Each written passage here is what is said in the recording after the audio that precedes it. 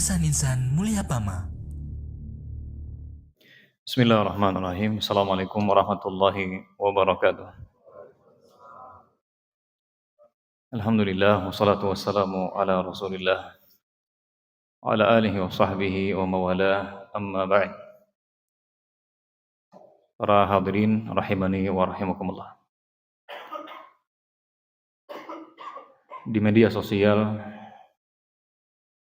saya melihat banyak sekali orang-orang yang ditokohkan membuat statement atau menyampaikan pendapat-pendapat yang subhanallah. Ketika kita kembalikan kepada Al-Quran dan Hadis, sangat-sangat jelas ya bahwa perkataan mereka tidak benar, pendapat mereka batil ya. Maka di kultum kali ini saya ingin menyampaikan, ma'asyiral muslimin, kita diajarkan oleh Nabi SAW agar berpegang teguh kepada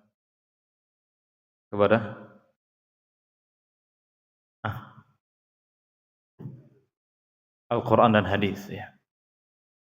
Jelas hadisnya sudah kita hafal semua ya. Nabi SAW mengatakan, taraktu fikum amrain. Aku tinggalkan di tengah-tengah kalian dua perkara. Lan tadillu ba'di ma in tamassaktum bihima. Kalian tidak akan menyimpang setelahku selama kalian berpegang teguh kepada keduanya, yaitu apa? Kitabullah wa sunnati. Itu kitabullah Al-Qur'an dan petunjuk Nabi sallallahu alaihi wasallam, hadis-hadis Nabi sallallahu alaihi wasallam. Jadi hadis ini atau Nabi sallallahu alaihi wasallam mengajarkan kepada kita agar menjadikan tolak ukur atau menjadikan Al-Quran dan Hadis ya sebagai tolak ukur kebenaran. Sebagai tolak ukur kebenaran. Jadi kalau ada orang, siapapun orangnya, entah bergelar profesor kah, doktor kah, LC, MA, S, apapun gelarnya, maka kita timbang dulu benar atau tidak. Dan jangan sampai terucap, masa dia nggak tahu, masa dia nggak paham, gelarnya sudah tinggi, nggak ada masa-masa hadirin.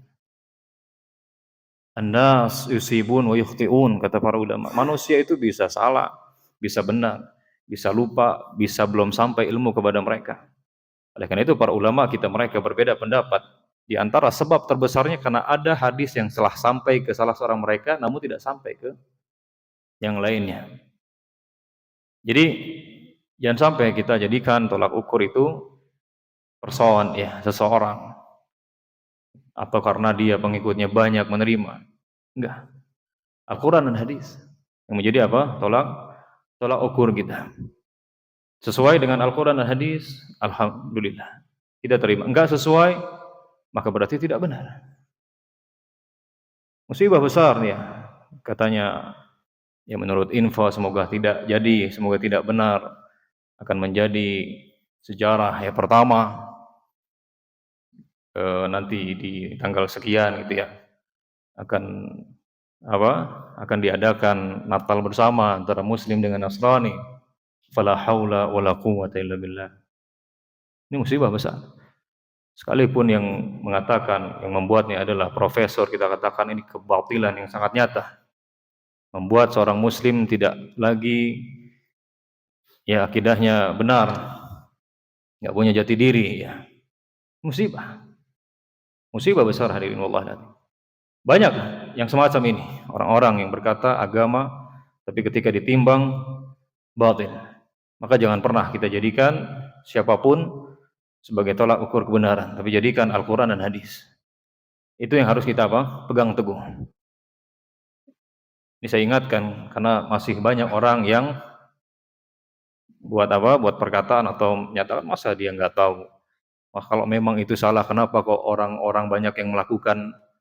Maka kita katakan kebenaran tidak diukur dari banyaknya orang. Bahkan Allah nyatakan di dalam Al-Quran, wa in tuti' aktsaru man fil ardi yudilluka an sabilillah.